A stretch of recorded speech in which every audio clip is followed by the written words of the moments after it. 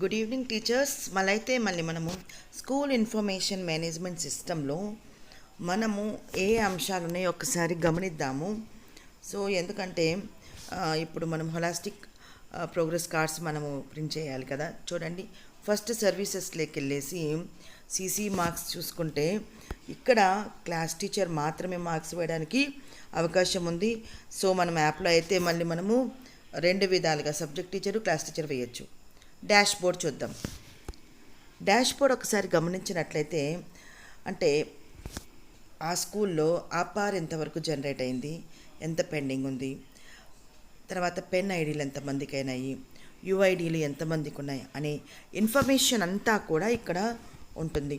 ఇక్కడ గమనించినట్లయితే చూడండి, క్లాస్ వైజ్గా ఎంతమంది చిల్డ్రన్ ఉన్నారు, వాళ్ళకి అపార్ ఐడి ఇందాక పైన గ్రాఫ్లో చూసాము.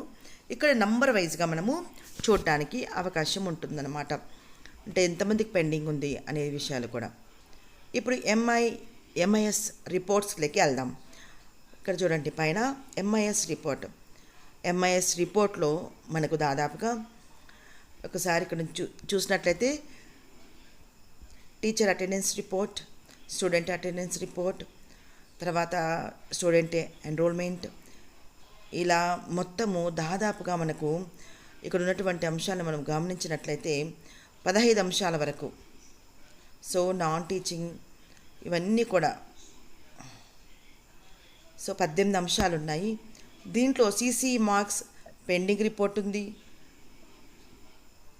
అంటే ఎవరైతే ఏ స్టూడెంట్కి అయితే మార్క్స్ ఇంకా వేయలేదో ఆ పెండింగ్ రిపోర్ట్ జస్ట్ ఎస్ఏఎంపి అంటే ఏ ఎగ్జామ్కి సంబంధించినటువంటి పెండింగ్ ఉంది అనే అంశాన్ని కూడా ఇక్కడ మనం సెలెక్ట్ చేసుకోవచ్చు అన్నమాట. ఎస్ఏఎంపి 1 ఎంపీ 2 చూసి దాన్ని మనము డౌన్లోడ్ కూడా చేసుకోవచ్చు, ప్రింట్స్ కూడా తీసుకోవచ్చు. సో ఎంతమంది స్టూడెంట్స్ మనకి ఇంకా పెండింగ్ ఉన్నారనే అంశాన్ని మనం ఇక్కడ చూసుకోవచ్చు. సిసిఈ పెండింగ్ మార్క్స్ రిపోర్ట్లో వెళ్తే అక్కడ మనకు డేటా మొత్తం ఇన్ఫర్మేషన్ అంతా వాళ్ళ క్లాస్ కనిపిస్తుంది. తర్వాత విద్యార్థులు పేర్లు ఇవన్నీ కూడా కనిపిస్తాయి చూడండి. సో వాళ్ళ చైల్డ్ ఐడి నంబర్స్ కూడా ఉన్నాయి. సో ఇది పెండింగ్ రిపోర్ట్స్కి సంబంధించి. తర్వాత అదే ఎంఐఎస్ రిపోర్ట్స్లో ఇంకా ఏమేమి ఉన్నాయో ఒకసారి గమనిద్దాం. Student wise HPC report, count report అంటే ఏంటంటే ఎంతమంది హోలాస్టిక్ ప్రోగ్రెస్ కార్డ్స్ జనరేట్ చేసుకున్నారు అనేది. సో జస్ట్ ఇక్కడ మన స్కూల్ పేరు సెలెక్ట్ చేసుకొని గో అని సెలెక్ట్ చేస్తే చాలు. ఇక్కడంతా చూడండి, టోటల్ మన స్కూల్లో ఎన్రోల్మెంట్ ఉన్నటువంటి పిల్లలందరి పేర్లు ఉంటాయి. ఇక్కడ మొదటగా సీరియల్ నెంబర్ ఉంది, తర్వాత చైల్డ్ ఐడి ఉంది, పిల్లల పేర్లు, తర్వాత జెండరు, తర్వాత వాళ్ళు ఏ క్లాస్ చదువుతున్నారు, నెక్స్ట్ ఇది డౌన్లోడ్ అయిందా లేదా, అంటే ఆ విద్యార్థి యొక్క మనము హెచ్పిసి రిపోర్ట్ని మనము డౌన్లోడ్ చేసుకున్నామా లేదా. ఇఫ్ మనం ఒకవేళ డౌన్లోడ్ చేసుకుంటే డౌన్లోడెడ్ అని వస్తుంది, లేదు అనుకుంటే నాట్ డౌన్లోడ్ అని వస్తుంది అనమాట. సో ఇక్కడ మనము సెర్చ్ చేసి మన పిల్లల్ని ఇక్కడ చూడండి, ఏ విద్యార్థి పేరైతే అంటే మనం వాళ్ళది డౌన్లోడ్ అయిందా లేదా జస్ట్ చూసుకోవడానికి మాత్రమే, డౌన్లోడ్ అయిందా లేదా కౌంటింగ్ మాత్రమే ఇక్కడ. సో నేను మంజురాని సెలెక్ట్ చేశాను.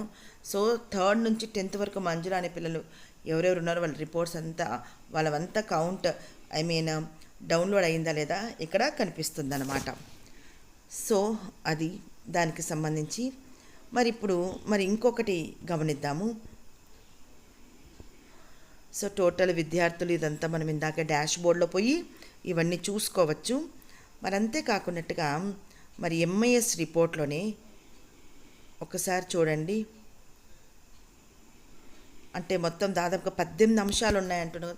సో ఇవన్నీ కూడా మనకు ప్రతిదీ కూడా జస్ట్ మనకి ఏ అంశం అయితే కావాలనుకుంటున్నామో దాన్ని జస్ట్ మనం క్లిక్ చేయడము, ఆ రిపోర్ట్స్ అన్నిటిని కూడా మనం పొందుకోవచ్చు అన్నమాట. సో ఇదంతా ఓకే. ఇప్పుడు మనము అసలు ఈ హెచ్పిసి రిపోర్ట్ని ఏ విధంగా మనం డౌన్లోడ్ చేసుకోవచ్చో చూద్దాం. సర్వీసెస్లోకి వెళ్ళాలి. సర్వీసెస్లో మళ్ళీ ఇక్కడ ఏముంది, సర్వీసెస్. ఇక్కడ కూడా ఉన్నాయి చూడండి కొన్ని అంశాలన్నీ కూడా. వీటిల్లో 5వ అంశం ఒక్కసారి చూడండి, స్టూడెంట్ వైస్ హోలాస్టిక్ ప్రోగ్రెస్ కార్డ్. దాన్ని క్లిక్ చేసిన వెంటనే సో అలాట్ మెసేజ్ వస్తుంది.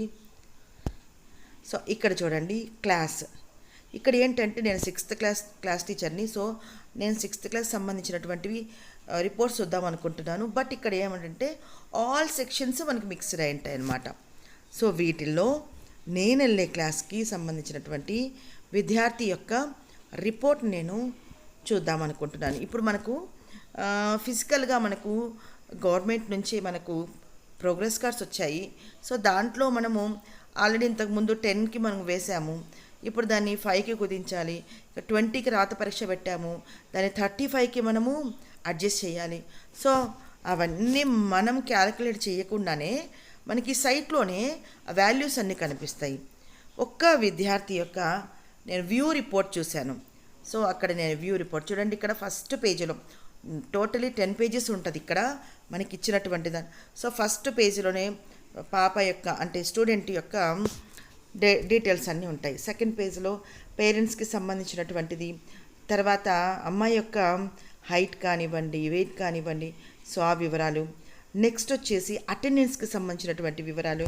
ఇక్కడ పర్సంటేజ్ మనం ఏం వేయనవసరం లేదు, ఆటోమేటిక్గా మనం అటెండెన్స్ యాప్ ద్వారా పిల్లలకు మనం అటెండెన్స్ చేస్తుంటాం కదా, దాన్ని బట్టే స్కూల్ ఎన్ని రోజులు జరిగింది, వాళ్ళు ఎన్ని రోజులు వచ్చారు, పర్సంటేజ్. సో మొత్తము డిసెంబర్ వరకు వేయడం జరిగింది ఇక్కడ. జస్ట్ దాన్ని చూసి మనం రాసుకుంటే సరిపోతుంది. చూడండి నెక్స్ట్ ఇందాక ఫార్మేటివ్ అసెస్మెంట్ 1, ఫార్మేటివ్ అసెస్మెంట్ 2 2 ఎగ్జామ్స్కి సంబంధించినటువంటి మార్క్స్ మనం ఆల్రెడీ వేసేసాము. సో ఇక్కడ 5కి అక్కడ కుదింపు కూడా జరిగిపోయింది చూడండి. సో అంటే జస్ట్ వాటిని చూసి మనము నోట్ చేసుకుంటే సరిపోతుంది.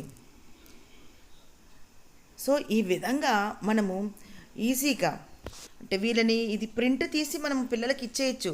కానీ ఒక క్లాస్ టీచరు లేదా క్లాస్కి వెళ్ళే టీచర్కు ఆ విద్యార్థి యొక్క అన్ని విషయాలు తెలుసుకోవడానికి దీన్ని మనము మార్కర్తో, అది పర్మనెంట్ మార్కర్తో ప్రతి వివరం కూడా మనం నోట్ చేయవలసి ఉంటుంది.